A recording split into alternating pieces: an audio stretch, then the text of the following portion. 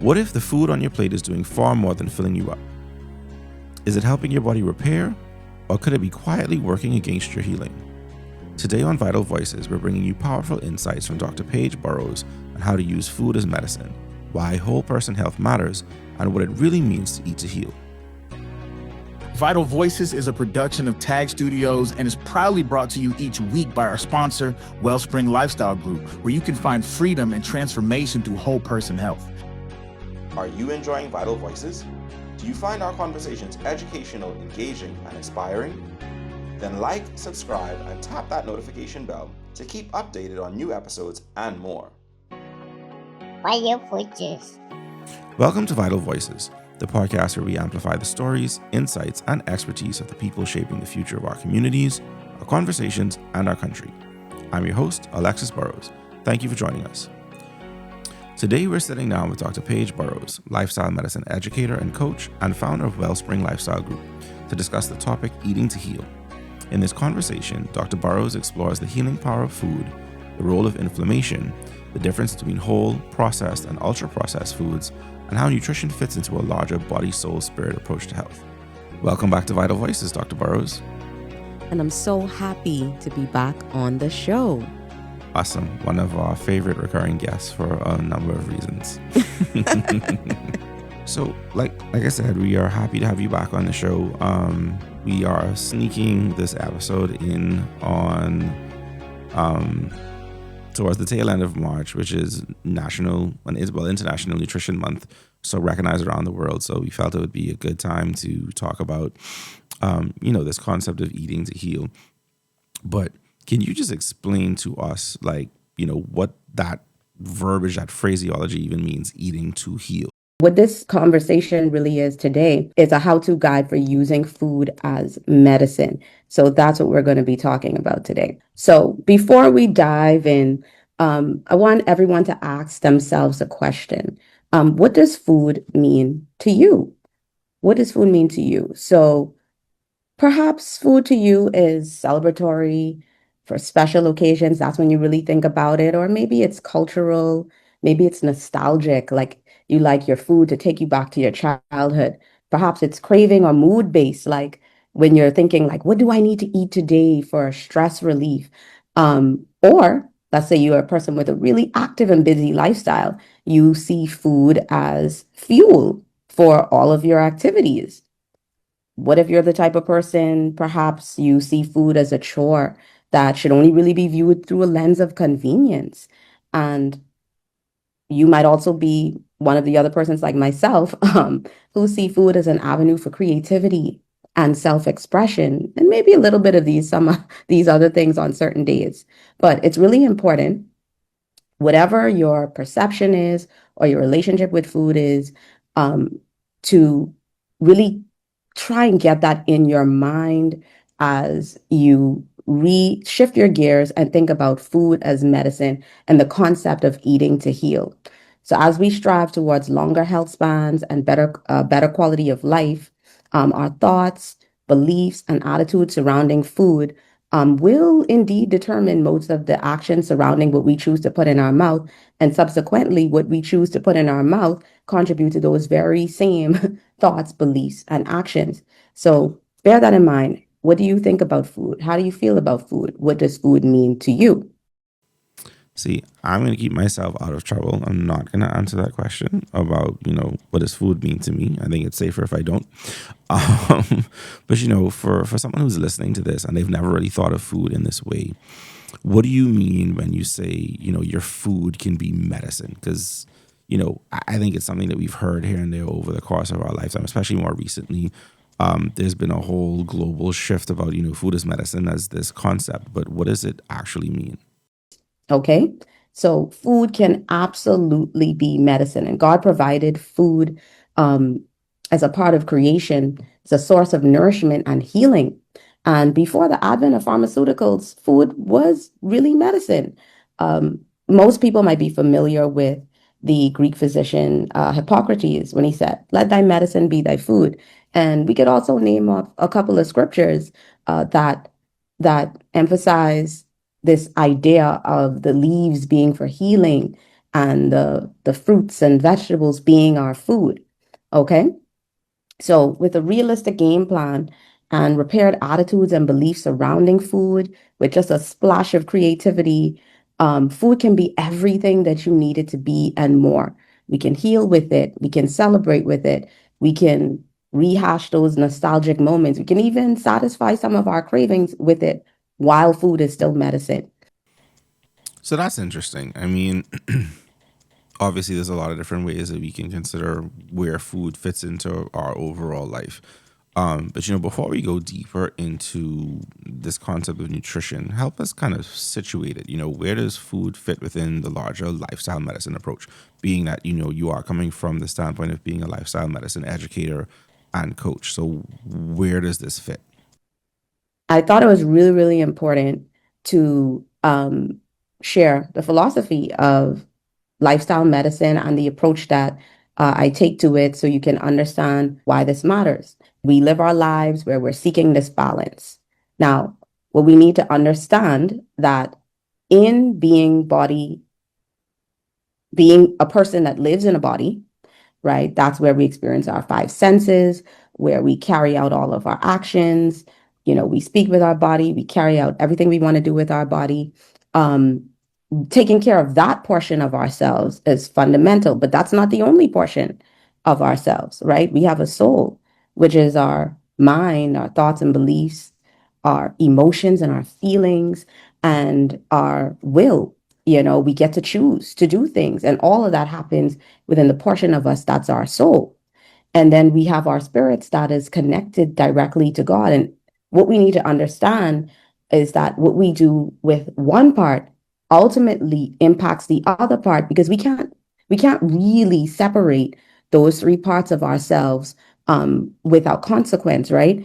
For example, eating uh, eating unhealthy foods will cause problems with your mood, right? It can drive certain cravings.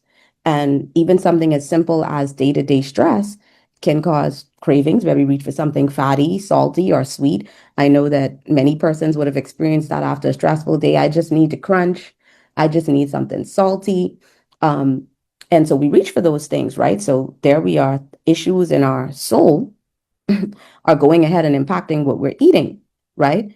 So, for example, finances and relationships could be the source of that stress. And if we look at this particular graphic here, you can see that there are these parts of us: our finances, our work, our social life, our environment, our emotions, our intellect. All of these things interplay together to determine what we believe, how we act, and subsequently, those things determine how healthy we're going to be. So, this is the picture of whole person health, where we actually view ourselves as a body, soul, and a spirit, where one thing that we do impacts the other. And when we have this concept, I believe that it makes it easier to understand the impact of viewing your body as a temple, and subsequently take the concept of food as medicine just a little bit more serious. You know, I think one of the things that I've always found interesting, having kind of watched you, prepare and get certified and learn and stretch and all of these things in this space, when it comes to the pillars, I always find it interesting that like nutrition is the first one on the list in most iterations of it. But, why do you think that is? So first, we have to understand, why does food matter so much? Why are the food choices that we make matter so much? So look at your health as a fortified wall. Like, let's use our imaginations. Look at your health as a fortified wall. And in the presence of illness, the wall is damaged. But you need this wall of health for safety and protection. So the process and unhealthy foods, unhealthy lifestyle, it comes in like a wrecking ball. And there's no way to repair that wall with the wrecking ball still loaded and still swinging.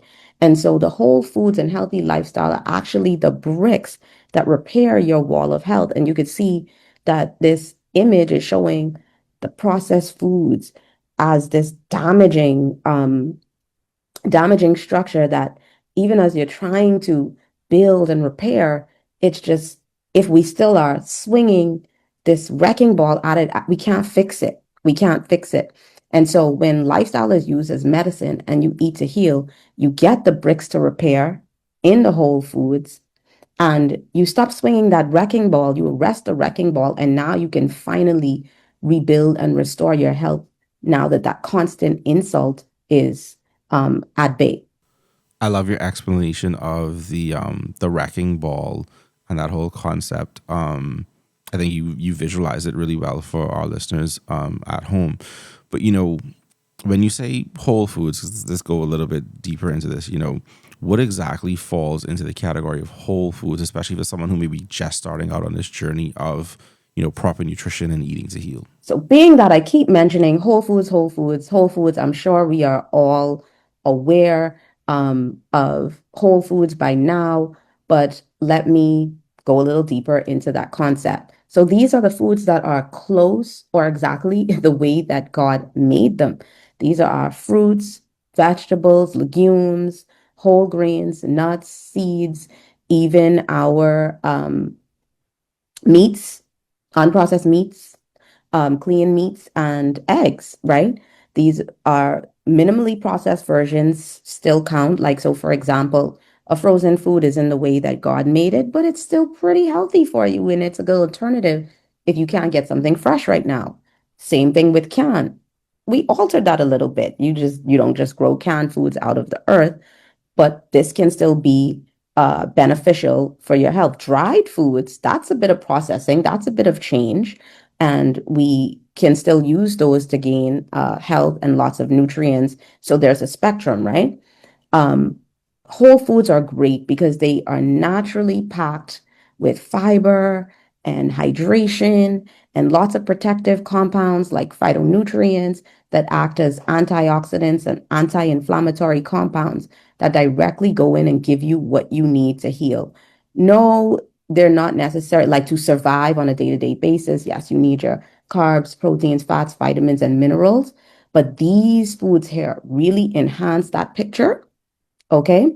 And it allows you to have the building blocks that you need to heal. And so, as you could see, this beautiful array of apples and carrots and papaya, kiwis, and all these foods, even chia seeds that are packed with nutrients that will literally go in and help your body heal from a plethora of chronic diseases. Okay, so great breakdown on whole foods.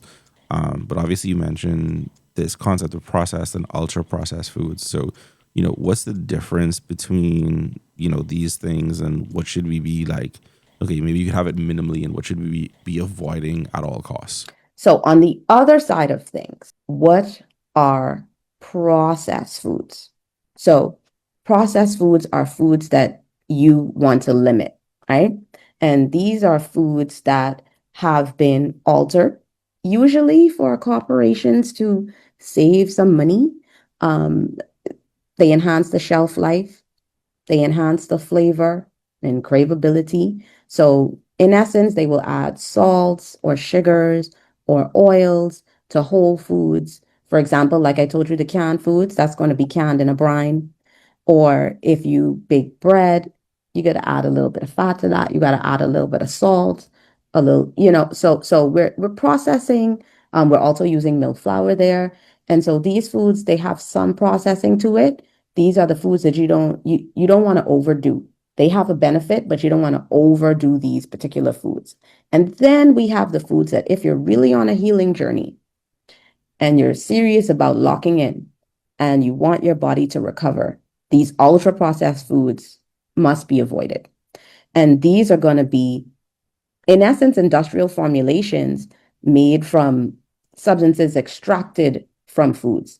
And so these foods are going to have oils, fats, sugars, starches, but then also fat. They're also going to have additives such as emulsifiers and artificial colors and flavors. And these are things that our bodies view as primarily inflammatory. And that's why you want to really, really watch out for the ultra processed foods. So the whole foods, like I said just a bit earlier, minimally processed. So think about your fruits, your mangoes, guavas. Um, we used to eat callaloo in Trinidad, but your spinach and your greens, uh, peas, your oats, not so bad there. Nuts and seeds. I'm sure some of us like to snack on those. Healthy, has their fiber, omega-3s, and your meats. And also, like I said, frozen counts. So these are your green light foods. You're good to eat these. These are going to help you heal as long as you balance your plate, which we'll talk about a little bit later. Now, we're also going forward now to talk about these processed ingredients, right? These are going to be in a lot of our foods as well. Flour, sugar, oil, canned food, bread with fewer ingredients. Like I said, helpful, but you got to check the labels because these can get a little sneaky, especially like you have one bread and the ingredients are like flour, maybe eggs, water, oil, salt. And then you have another bread and you're like, what are those compounds that I cannot pronounce? And you're trying to figure out how are these two products bred? Well, watch out because that's where you get in the yellow. Be cautious. Look at it first and make your determination, do I want to eat this? Just because it says bread doesn't mean that it is healthy. Not all of them are created equal. So we got to be like little detectives here. And then you have your ultra processed foods. So that's your sugar sweetened beverages, right? And your chips, your pastries, like we said, processed meats. People don't really think about this all the time, but your bacon and your deli meats, not so good, guys. Not so good. And a lot of times when we're eating healthier, we might say, hey, I'm just going to eat bacon and eggs for breakfast. And then for lunch, I'm going to have a turkey deli sandwich, right? I'm going to put lettuce and tomatoes, onions on it. And this should be fine. But in actuality, let's say you get that with a side of chips. You have a Sprite or a Coke. You've consumed tons of ultra processed foods just and you think you're being healthy. You didn't go to Wendy's, you didn't go to Bamboo today. You're like, this is a win for me. I cooked breakfast at home. I got this from my local deli. I'm so good. But in actuality, you would have consumed tons of refined starches, high salt, high sugar content, and potentially, depending on the source of where the deli is getting their goods, tons of additives. So be careful with those ultra processed foods and snacks when you're eating to heal. So when someone turns over a package, then like what are the biggest warning signs that they should watch out for to know that they're avoiding ultra processed foods? The artificial and synthetic ingredients, guys, they are taking us out. They've been taking us out, and the low fiber, the low micronutrients, the high calories per bite. This is what we don't really want. I remember looking at my daughter. She doesn't do very well with dairy. She has like a lot of mucus that builds up. And so sometimes when she wants a little treat, we'll get this non-dairy dilly bar from Dairy Queen for her because it's like, oh, she's a kid. She wants ice cream. Let's get her something. And one day we just decided, hey, we're going to just look at the ingredients, thinking, well, this must be some coconut milk, some sugar, maybe some oat milk, a little oil. But the list, it was basically just gum, stabilizers, oil with a touch of coconut cream and some sugar that was frozen. And I'm like, oh boy, this can't even be considered vegan ice cream at this point. And that's what happens. We don't really realize it. We just assume that people are going to be honest and give us food, right? But so many chemicals, gums, stabilizers. I'm like, ooh, my baby, we're gonna have to find you something else. And sometimes I'd even resort to just making the ice cream for her because it's like what she's getting, right? You know what your kids or what you're getting. They are bioengineering these foods for like maximum craveability. I don't know if you guys remember, you probably do, the Pringles slogan, the once you pop, you can't stop. I don't know if you guys have ever popped it and was unable to stop. Your mouth is like burning and you can't stop chewing until this can is complete. They engineer it that way. They are proud to say once you pop, you can't stop. They need you to keep coming back. But those compounds that they put in it to maximize that craveability and keep you coming back, they kill us slowly but surely by putting our bodies in a state of chronic inflammation. And when we get into our disease state, we're taking our medications and some of us can't even get under control. And these could be a part of the problem. So the low fiber, as well as I previously stated, is going to really cause problems with the gut that we'll talk about a little bit later, that can also lead to even more inflammation. And the foods, they even impact your mood, like directly impact your mood. And we'll talk about how that happens as well. And so this is why when you see these laundry lists of ingredients, if you are healing, just put it down. Just move on. Go to the section of the grocery store where everything is laid out and not in packages, and get your food. So what are some of the things to just casually look out for when you're reading your labels? The processed meats, these are going to be the ones that have the sodium nitrates and the nitrates. You're going to see artificial colors, emulsifiers, thickeners, gums, and then random broad terms like flavor, color. They don't specify. That means we don't know. Okay, they've just put a list of most likely synthetic things in there. And so this is what I want to drive home. Read your labels, check, and see, is this food? If it's not food, you're on a healing journey, trying to get your blood pressure under control, trying to get your blood sugar under control, trying to lower your risk for cancer or return of cancer. If you've struggled with that before, take your time to see if these things are in your food, okay? Be very mindful. Look for those labels that have just a few ingredients to one ingredient, and you should be good, as well as keeping it organic, okay? So I know sometimes with conversations like these, people can get overwhelmed, right? You're hearing a lot of different things at once. If you could distill this down to say, like, okay, what are the core principles? What are the most important things that people need to remember when they're trying to eat to heal? So what are the core principles, right? So whole foods is the focus. Remember that. Fresh, minimally processed food most of the time. Eating in an anti-inflammatory pattern, okay? Vegetables, fruits, legumes, nuts, seeds, herbs, and spices with our healthy fats, okay? Gut health, remember your gut health. Eat your fiber, feed your gut microbiome with plants. You can also take in fermented foods. This would be foods like a little different from pickling. So fermented foods, these will be like your kimchi, your yogurt, your kombucha, okay, that will have those natural cultures that are helpful for the gut microbiome. Also, your blood sugar. We want to keep our blood sugar stable. So this means that we're going to have high quality carbs. We're going to take in our fiber, and we're going to move around to avoid big spikes and crashes of our sugar. We're going to have nutrient dense foods. I like to call this Nutrimaxing, where we choose foods that have really high quality. And so this means that you get all of your nutrients, but not all of the other bad stuff. Okay? Okay, so that's fair enough. But now, how do you, or what would you want someone to do if you're saying, okay, this is how you would go about eating to heal? Eating anti-inflammatory in a nutshell. Eat the rainbow.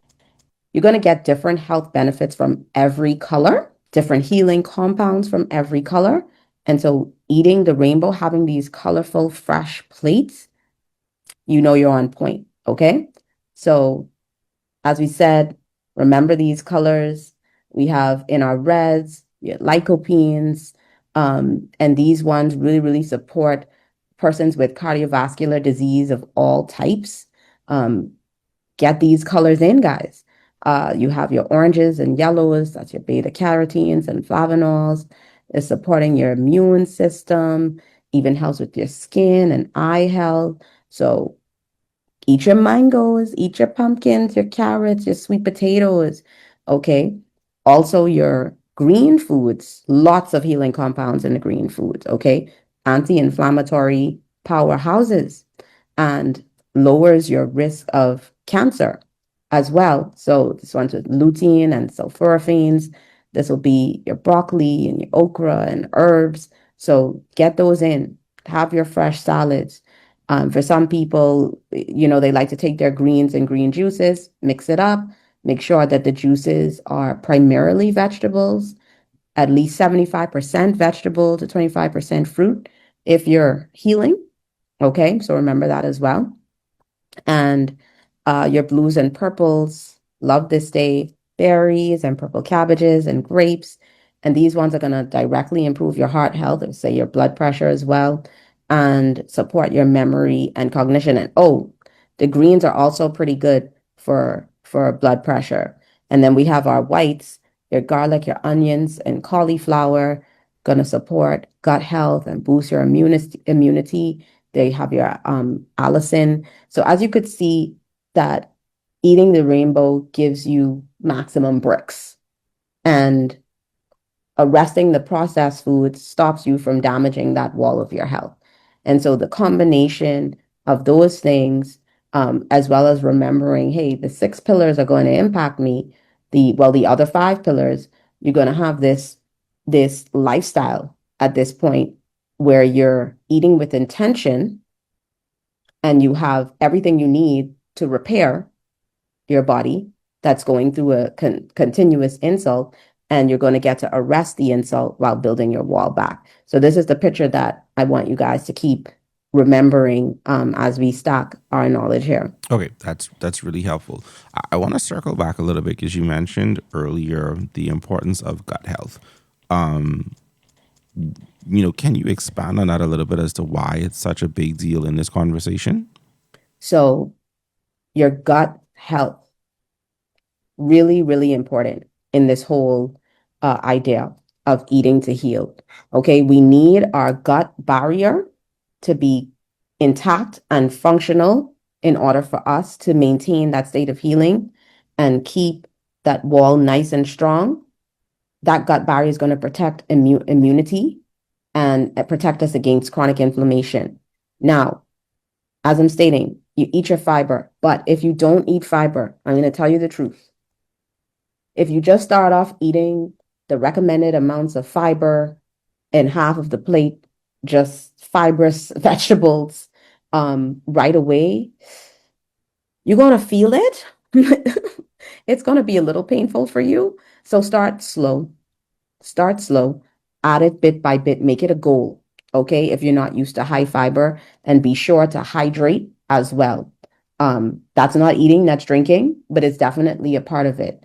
Get in your water. Okay. So to get your fiber in, remember that legumes are pretty good. Okay. Sweet potato, vegetables, and fruits, lots of nice ways to get your fiber in. Just make sure that you start slow, especially when it comes to the legumes. And, you can research the methods of preparing your legumes, like soaking them, to make it just a little bit easier to digest when you start to go on that journey. So, a healthy gut, what is that like? That is a gut where your microbes are in balance. You have a good mucus lining down there in your intestines that's holding all of your good bacteria in place. And these bacteria aren't just chilling out there, okay? They are actively helping us by giving us vitamins and minerals like B12 and folate. They help us create energy, blood cell formation, help us with blood clotting and even nerve function, help us with our mood. So when your gut is in dysbiosis, or you have the wrong organisms there, none of the right microorganisms there, you are going to feel it. All right. Your mood is going to be bad. You'll be sluggish. You're going to have digestive issues. Probably over time, you're going to develop certain chronic diseases. Some people have skin rashes. and eczema, all these things, just because your gut bacteria is off. It's wrong. Okay. And so we have to remember to keep it happy, like the little smiley faces here on our guts with our beans and our vegetables and our whole grains. Um, and understand that the processed foods, they're going to cause a sad and weakened gut lining. And what happens when that gut lining gets too weak? What ends up going on is we get something called leaky gut. Okay. And what happens in that leaky gut is the literal cells, you can see in this diagram, they get these gaps between them. And things that are actually the bacteria, germs that was just in your world, in your food, they end up out of your digestive system and leaking into your bloodstream, into your body. And we don't want this. And that causes your body gets angry and you have autoimmune activity. And we could see that this is one of the causes of, for some people, uh, multiple sclerosis and rheumatoid arthritis, these inflammatory conditions, okay, including, like I said, skin conditions. And not only that, but it could be a source of chronic inflammation in our blood vessels, driving cardiovascular disease and priming our blood vessels, our heart, all of that for being able to have these plaques deposited that cause the strokes and the heart attacks, and damage from high sugar, being susceptible to damages from high sugar and things like that, damaging organ systems, leading to diabetes. So we could see, look, we have diabetes, we have damaged joints, and you feel this when your gut is out of order, okay? Outside of that, you literally are going to have gut symptoms. So you're not going to digest your food well, run into the bathroom, feeling nauseous with meals. I am sure that some of us have some of these problems and you could see yourself in this picture already. But if you do, then remember that this pattern of eating can fix it. Now, I'm going to jump in for you and say that loving your gut is not, Oreos and ice cream, just for everybody's clarity at home. But it does bring up another question, sugar. People start talking about eating healthy and the carbohydrates conversation just becomes this thing that blows up. But, how should we look at sugar in this concept of eating to heal? So how do we eat? We talked about eating in a anti-inflammatory pattern that promotes gut health, but this is another big one that can cause chronic inflammation, and that is when we have unbalanced blood sugar levels, guys. So unbalanced or unstable blood sugar can cause oxidative stress. That's your inflammation in those conditions, gives you this chronic inflammatory pattern and blood vessel injury that primes the whole cardiovascular system for diseases on diseases, depending on where this is turning up in your body. And so how do we keep our blood sugars relatively stable in this process? Because let's be real, natural foods have sugar, okay? Fruits have sugar. Potatoes, rice, it has sugar, beans. And so I want us to be able to not just be totally fearful of carbs. Sometimes people get completely scared. They're like, I will never eat another carbohydrate again. But there is important compounds in the carbs that if you're healing, you might want to eat and consume, right? And so let's choose good options, right? Intact whole grains in the right portions, brown rice, for starchy vegetables, colored ones like sweet potatoes and pumpkins, and taking the whole fruit, not necessarily loading up on too much fruit juice, right? But that just will that could have the potential to spike your blood sugar. Now, fruit juice doesn't take out all the fiber. Like if you run the fruits or vegetables through your juicer, all of the fiber is not going to be just evaporated. Okay. You're going to have your soluble fibers that are still there, but because some of the fiber has been taken out, be careful. For those who are watching the sugar, the fruit juices can spike your sugar. And that's why we're talking about when you make your juices and your smoothies to make sure that they're vegetable forward. Okay. And so these are ways that we can make good choices with our whole grains, making sure that they're paired with our proteins, our healthy fats, and making sure that they still have the fiber in them, because that will minimize the spikes of the blood sugar um, as you eat. Okay, so this is really helpful so far. But let's take it a step further. You know, for someone who may be listening to this episode, what is the simplest visual you can give them for building a healthy plate? So when you look at your plate, we're trying to get like the maximum nutrition or consuming nutrient dense foods without getting too much or overdoing it on the calories and sugars and all of those bad additives that's gonna tear down this wall that we are actively trying to build up, right? And so you can ask yourself as you are making your plate, like, do I have color and do I have fiber on this plate? Does this plate have color? Is this like a brown plate?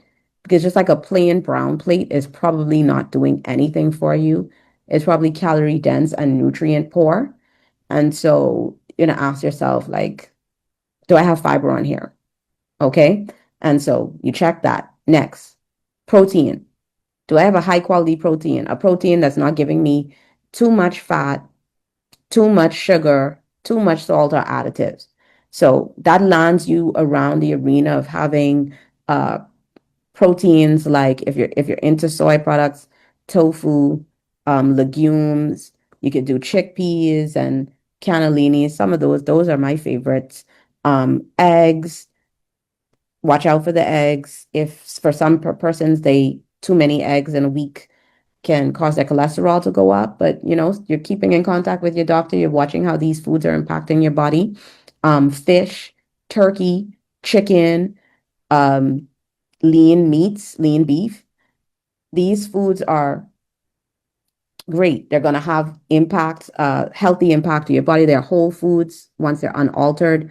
And you want to make sure that you have that lean protein on your plate that's high quality without too much other things going on. And then your good fats, right? Is an unsaturated fat on my plate, meaning olive oil that I didn't necessarily expose to the highest heat, avocado oil, or nuts and seeds. And if your plate has these things on it in the right portions, you're probably heading in the right direction with nutrient dense foods, and you're on your way to Nutrimaxing. Okay, so let's take a look at this plate here. You see half that plate. Half that plate has non-starchy vegetables in some nice colors. And this is what each plate is going to look like. Okay. And you have a quarter of your plate with a whole grain of good quality. And then you have another quarter of your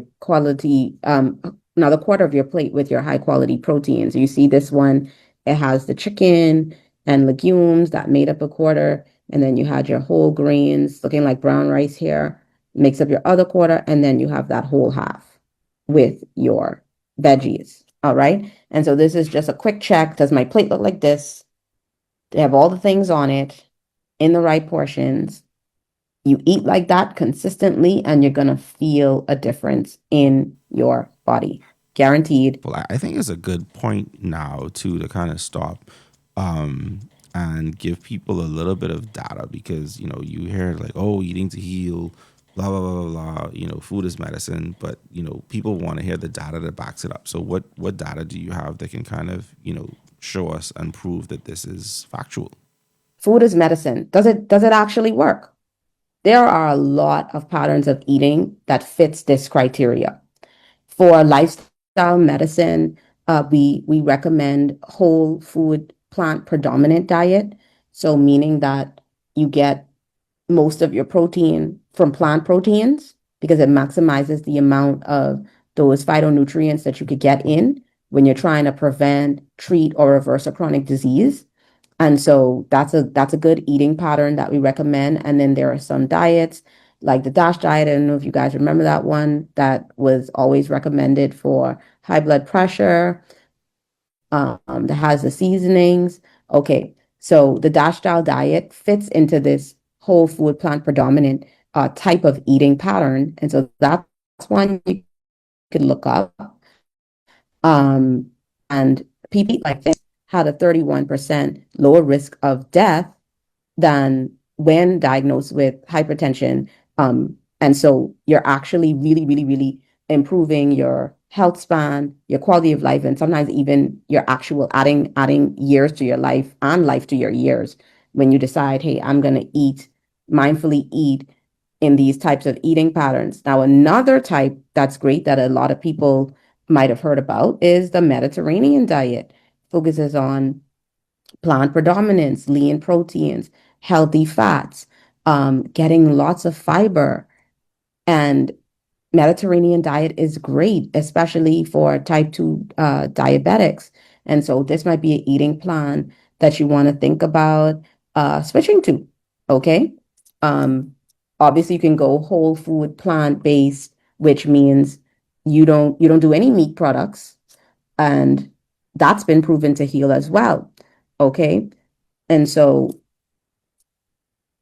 there's a lot of evidence that exists for whole food plant predominant eating patterns that serve as medicine for various documented conditions. So this this is something that's proven, and of course there has to be adjustments made for persons that have different disorders or that are on different types of medication, which is where when you're going into your therapeutic meals, especially if you're on multiple medications, you can speak with a nutritionist and help tailor exactly what each plates are going to look like for you. Certain medications have certain foods that you may want to avoid. But all in all, your doctors and your nutritionists are going to be great with these types of eating plans for most people. Okay? Okay, that's very helpful. Um, Now, again, we like to take it into the practical tip space on this show. So if somebody's now standing in a grocery store trying to make better choices, what are some things that they should be paying close attention to? First, check your labels. Short ingredient lists, often better. Watch out for syrups and malts and nectars. Watch out for sodium in packaged foods because it adds up fast. It's kind of difficult to overdo your sodium limit if you don't eat processed foods. So, meaning that you'll be able to season your food to taste and not eat bland, bad tasting food if you actually just didn't do the foods that are in the prepackaged that are prepackaged. And then of course the processed meats, we talked about that, the deli meat, the bacon, the sausage. We talked about that. You can actually make your own sausages if you are completely plant based. You can make your vegan sausages, freeze them, warm them up at breakfast time, or you can do, I like the little turkey sausages where you can take your ground turkey and season it up with some of the seasonings that are used in sausages.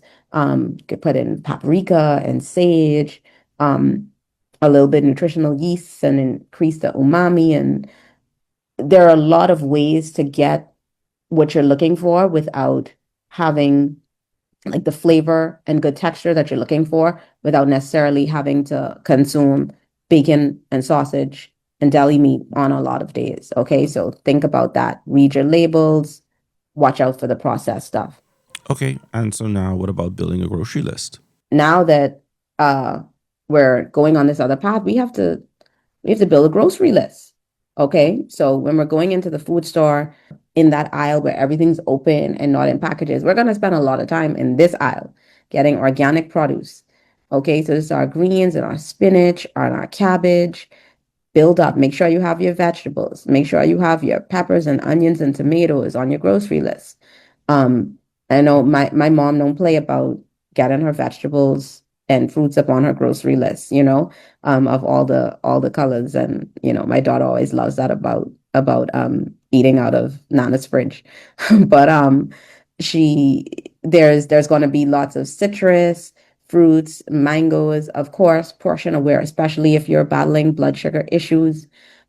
Fiber, go for those whole grains, go for those colorful vegetables in the starchy variety. When you consume those, your lean proteins, get your peas, your beans, fish. Like I said, for the beans and peas, I really like chickpeas and cannellini beans because I can crisp them up and make them a texture that I love because I'm one of those people that crave those crispy foods.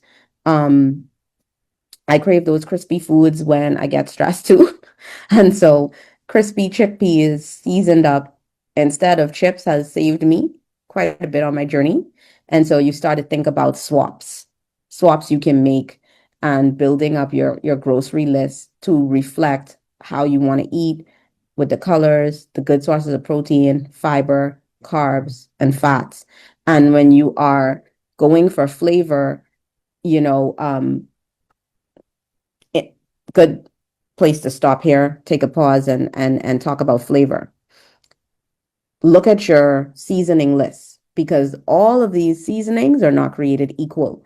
So when you're reaching for your spices, check to see if they have too many ingredients as well. All right. What I started doing when I was on my early stages of my journey is getting the spices that just had the one thing in it, just a spice until I was able to familiarize. Like, so if it's thyme, it's just thyme. Even an Italian seasoning, it's just the specific herbs that are dried up and placed in it. Because some of these seasonings, they will hide everything in there, sugar and all sorts of additives and chemicals, and you don't even you trying to eat healthy, and then you're shaking this on every day. So bear in mind, check your seasonings as well. And for flavor, rely on your garlic and your thyme and your basil, your ginger, your turmeric. And we know ginger and turmeric are great anti-inflammatory compounds that you can take in on a daily basis to help you fight that chronic inflammation that we talked about drives disease. Okay? I know you mentioned this before, and I think this is something that, is a good time to kind of dive even deeper into it. But like, what is the concept of mindful eating? And because, sometimes people hear me like, so you want me to just sit down and think about my food? Like, what does this look like? Mindful eating, right? What does that mean? Being mindful when you eat. When you're eating mindfully, you're eating with you're present with your dish. So what does that mean? You slow down. You put your fork down between your bites. You chew up your food all the way. Why does this matter? You're actually going to allow your brain to catch up and say, I'm not really hungry anymore. I can stop eating. If we eat too fast, our brain doesn't register that our stomach has stretched to the point of fullness, or we've had enough nutrient signals to say that, hey, we're full, and you will overeat. And so if you just slow down, your body will have a chance to catch up and say, hey, slow down, we're full. We can ask our body, like, when I'm craving something in particular, what am I? Am I actually hungry? Or am I tired? Am I stressed? Or am I just thirsty? And so sometimes we have this urge to put something in our mouth and we think that it always is food. But sometimes you're a little stressed and you just ate and you want that crunchy, that salty, that fatty, that sweet. But if you realize that you're stressed, you can come up with a game plan for stress instead of saying that when I'm stressed, I'm going to eat this. Okay? And so this is really important when you think about the process of mindful eating. All right. And calm meals. Now, in reality, is it that you can have every meal where you're not in the car, where there's nothing else on, where no one's distracting you, so that your body can get all the signals that it needs to say, I'm full, stop eating, enjoy your food. break it down into smallest pieces. Like it's not going to happen every time. But if you have this in mind, be mindful when you eat, you're going to try to do it most of the time, or at least whenever you can. And this is going to significantly improve your relationship with food, right? So let's try to eat at times where we don't necessarily have to rush what we're doing. Let's choose those times. Let's chew up our food. Let's minimize the distraction and be present with our meals. Think about what it's going to do for our body. Think about what it's going to do for our health, how it's going to give us energy. And this is going to help us stay on track. Okay, so everybody knows that it's a lot easier to do this when you are home, right? Like, but what happens when you get caught up in the busyness of life and you have to go to work every day and all of these things? How do you then set yourself up for, or like even when you're traveling or you're eating out, like how do you make this plan and these concepts make sense in everyday life? So another tip is when you're taking your healthy plan for real life. So basically make a plan for taking healthy eating on the road. Eating on the road doesn't have to mean getting something that's going to harm you. You're going to have days where you get your junk food, but make good choices when you go. If you have to go, if you have to travel, make a plan. So for example, if it's a busy day, right? If it's a busy day, what I need you to do is decide what is my plan on days when I'm not cooking. Because let's be realistic, some of us are not going to stand up in front of the stove every single day, and some of us hate eating the same food, like meal prepping for 5 days, eating the same thing for 5 days straight. Some of us hate that idea. And so decide, what restaurant am I going to go to on my healthy eating journey, and what am I going to order from there when I go that has all of these, that fits all of the rules that we talked about. Okay. Pick the places that you go and stick to it. When you're sick, when you're lacking energy, when you're short on time, or if you get like me and you get sick like of eating the same thing over and over again. Remember, I'm one of those persons that food is like a creative space for me. So the idea of eating the same thing every single day will just drive me nuts. You can ingredient prep. So have a day where you chop up your onions and your garlic, and you get your pre-washed greens. And so it's super easy to build up your plate. It only takes 10 minutes to air fry some chickpeas and throw it on your salad with some nuts and seeds. And you can have your roasted vegetables of your choice and basically build up a nice plate for yourself without having to eat the same thing. You could turn it into a wrap another day. You can use your chicken that you ate with your roasted vegetables and quinoa, and you can tear up the rest of that chicken and put it in a soup the next day. So understand yourself and your relationship with food and your time constraints and your energy levels, and use all of those things to make the choices while sticking to the script, sticking to the guideline. Okay. So when you're eating out, look for grilled foods, because the fried foods are going to be loaded up with a lot of compounds that are pro-inflammatory. Okay, so that crispy coating, not really for free, but try to stick with grilled, steamed, your vegetables as a side, legumes. Some people load you up with sweet, fatty sauces. So, like, excuse me, can I get my sauce on the side? Or can I swap my fries for a salad? Or can you do extra veggies? Watch out for the sugary drinks as well. It's probably easier to really eliminate the sugar sweetened beverages. You can get you can use carbonated water as an alternative to, if you like that fizzy feeling. Stevia, some people like that as well. If you need to feel that sweet taste, but try and stay away from the sugar sweetened beverages. Now, a good source of sweetening is dates. Dates are great. So for your tea and coffee, you might want to get the date paste, or I like to make a date paste and use that because it still has the fiber in it and it doesn't cause the high blood sugar spikes, but you get a little sweet caramel taste up in the meal. And so it's a good way to have a little sweet and be mindful of our health as well. And so what I like to do, let's say I want to get matcha from Starbucks, right? I had a little date syrup in my purse.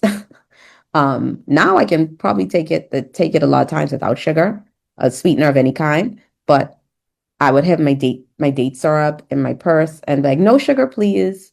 And add a little bit of my date syrup to it that I had in my purse, even though I still have the experience of going out and chilling out in Starbucks with everybody else and having a nice uh drink that feels festive to me.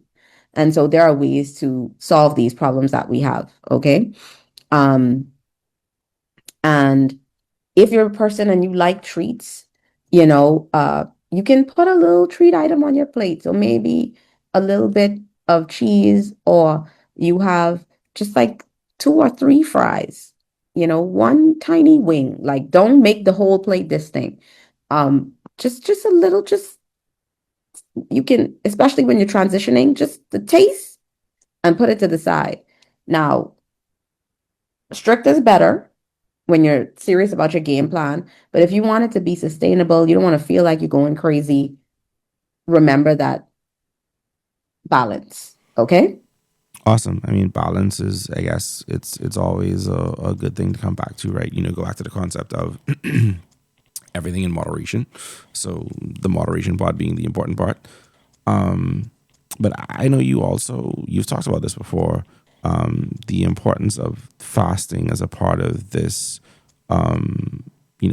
walking in a healthy, on a godly nutrition path.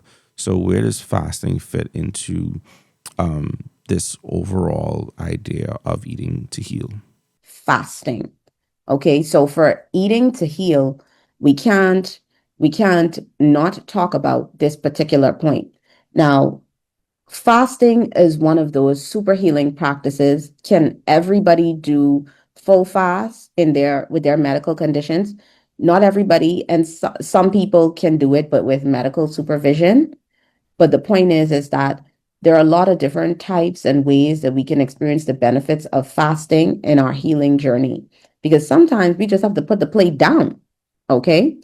Now I'm going to talk to you just for a few minutes about the benefits of fasting when you're developing an eating strategy to heal.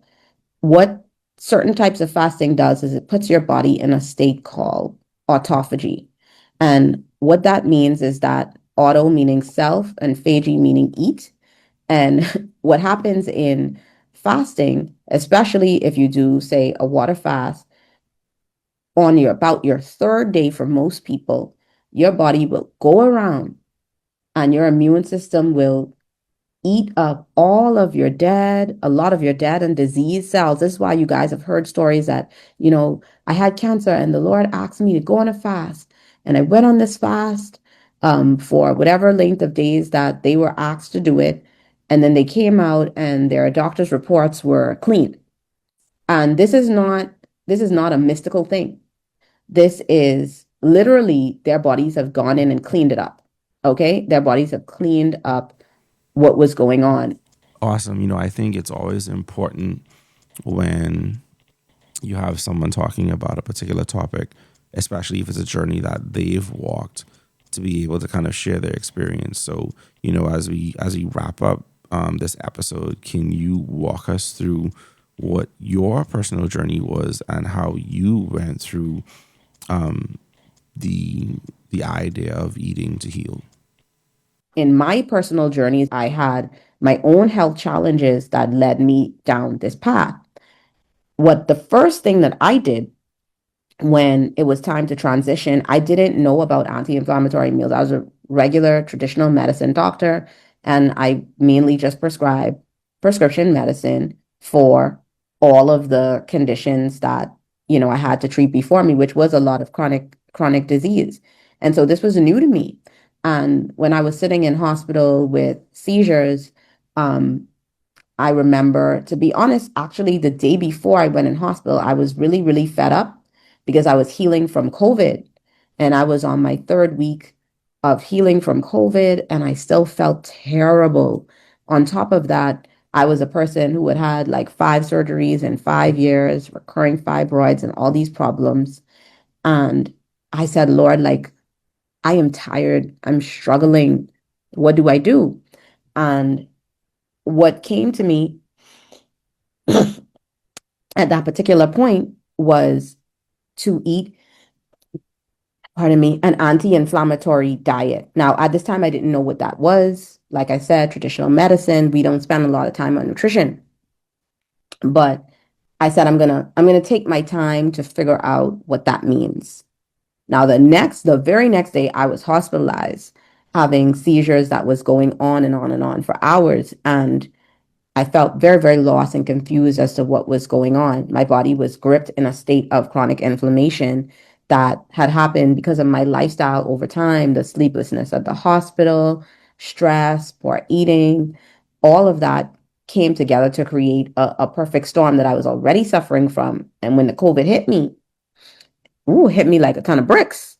And I ended up in the hospital with this neuroinflammation, with the treatments not really working. And so anti-inflammatory diet was where I was supposed to go. Now, when I got discharged, I said, Lord, what do I do? And he pointed me to a Daniel fast. And that is where I started. Full 21 days of just pure whole food, plant-based eating.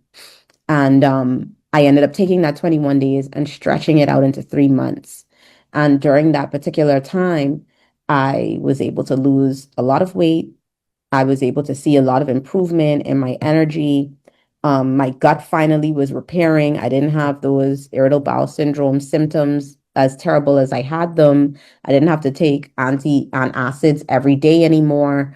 And it felt like I finally was heading in the right direction.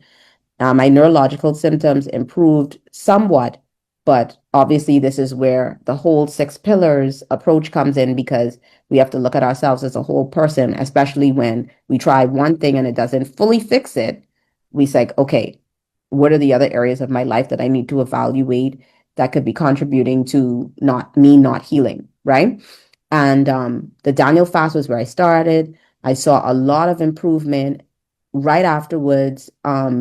Maybe it's several weeks, the Lord had asked me to do a 10-day fast. Now, it took me a long time to say yes to this, a long time.